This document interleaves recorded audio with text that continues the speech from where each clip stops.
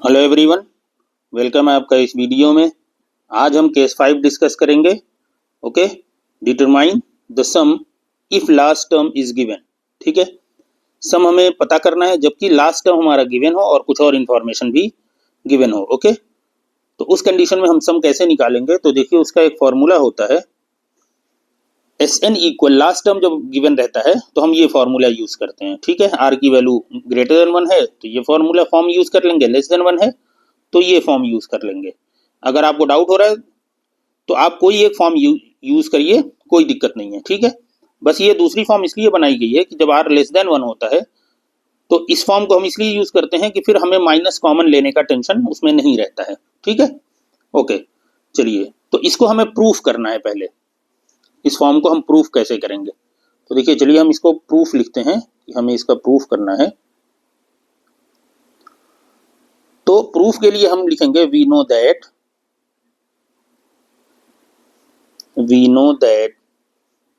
sum up to n terms of a GP is Sn is equal to a r to the power n minus 1 upon r minus 1। Okay, और आप लिख लीजिएगा where a is the first term and r is the common ratio of the GP। Okay, तो देखिए, ये अगर proof आपको पता करना है, इसका प्रूफ, ठीक है, तो उसके लिए वीडियो देख लीजिएगा, हमने वहां पे इसको प्रूफ किया है। ठीक, तो अगर शॉर्ट आंसर में आता है तो आप लिख देंगे we know that sum up to N terms is this, और उसके बाद आप प्रोसीड कर लीजिएगा। लेकिन अगर ये लॉन्ग आंसर में आता है कि ये प्रूफ करिए, तो फिर इस फॉर्म को भी आपको प्रूफ करना पड़ेगा और उसके बाद आप आगे प्रोसीड करेंगे, जो हम करने जा रहे हैं। ओके, तो देखिए, यहां पे आप लिखेंगे we know that we know that this and, यहाँ लिख लें and nth term of a GP is tn is equal to ar to the power n minus 1। इसको आप इक्वेशन 1 कह दीजिए, इसको आप कहिए इक्वेशन 2। ठीक है, अच्छा देखिए, यही tn हमारा होता है, hence the last term and the last term is L, this is equal to Tn and L equal Tn, यही हमारा लास्ट टर्म भी होगा। ठीक है, क्योंकि देखिए nth term means 6 term 10 term कुछ भी हम लिखेंगे।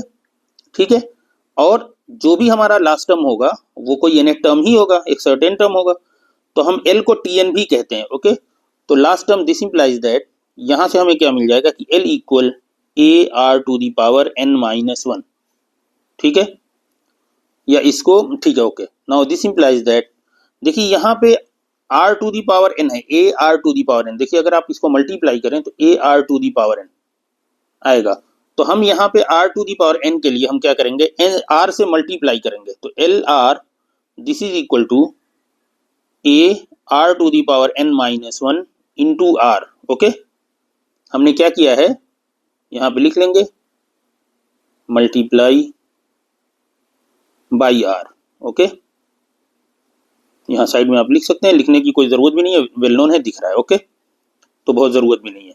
ओके, अब देखिए यहाँ पे क्या होगा, L R this is equal to A R to the power N. ठीक, अब आप लिखेंगे नाउ फ्रॉम इक्वेशन 1,